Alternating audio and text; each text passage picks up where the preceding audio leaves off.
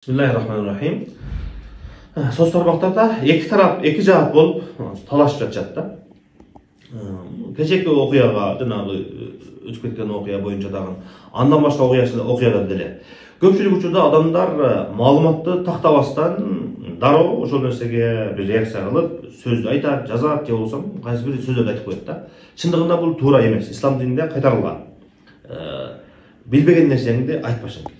Пайгамбарыбыздын хадисинде бар, аяттарда дагы келет. Билбеген болсоң, айтпагын, ошол билип, тактап, андан кийин маалыматты айтыш керек. Бул биринчиден. Экинчиден, урматтуу бир туугандар, биз бир окуя туурасында, бир кандай бир иш болгондо, ошол окуяга бир кандай бир баа, коомчулук ар бир адам өзүнүн оюну айтканда баа бергенде биз ошол окуянын бир эле чекесине карабастан, ошол жалпы окуяга баа беришибиз керек. Канча окуя болду бизде, мисалы үчүн ушул жолдо мас абалында машинаны айдап, каттуу жүрүп, адамды сүзгөн, авария болгон, жолдогу жаш баланы сүзгөн көптөгөн окуялар болду. Ошондой эле мына үй бүлө маселесинде дагы канчалаган окуялар болуп, жанагы жаман окуянын аягы жаман болуп бүткөндөр, карасаңыздар башында эң эле жөнөкөй эле күнүмдүк эле нерсе үчүн окуя башталган. Андан кийин чоңоюп кеткен, ажырашып кеткендер бар. Тамак үчүн. Эмнеге мен силердин үйүңөргө келсем, күйөө баланын үйүнө келсем, 2 кой союп отуңар, бир эле койду гриль кылып коюпсуңар. Эмне үчүн 2 койду гриль кылып коюп отуңар деп ажыраштырып кызын алып кетип калган окуялар бар.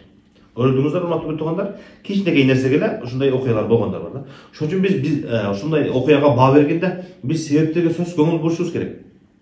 Көпчүлүк адамдар 20 жылдык, 30 жылдыкта эч кандай маселе жок, ал маселе жөнүндө сүйлөшүбүз керек деген түшүнүктөр дагы бар, урматтуу туугандар. Ошол окуя менен бирге болуп калды. Ал бизге айтылганы, билингени да.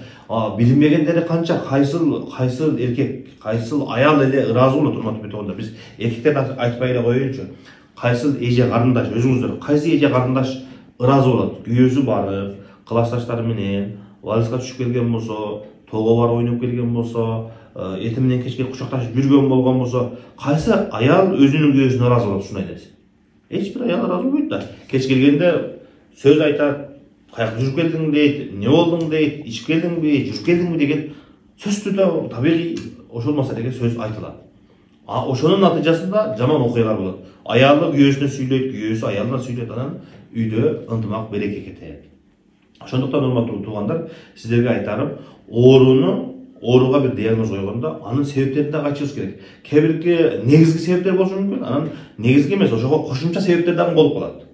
Мисалы үчүн азыркы мен айткандай, арак ичип, машинаны каттуу айдап, сүзгөндөгү нерсе, бул жерде бир эле эмес, бир нече себептер бар.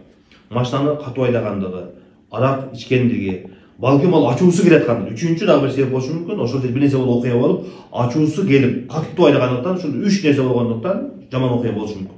Ошондуктан биз окуяларга бир нерсеге баа бергенибизде себептерине дагы толук баа берейин деп айтар элем. Алла таалам ар бир үй бүлөнү сактасын, коргосун, эки дүйнөдө баарыбызды бактылуу кылсын.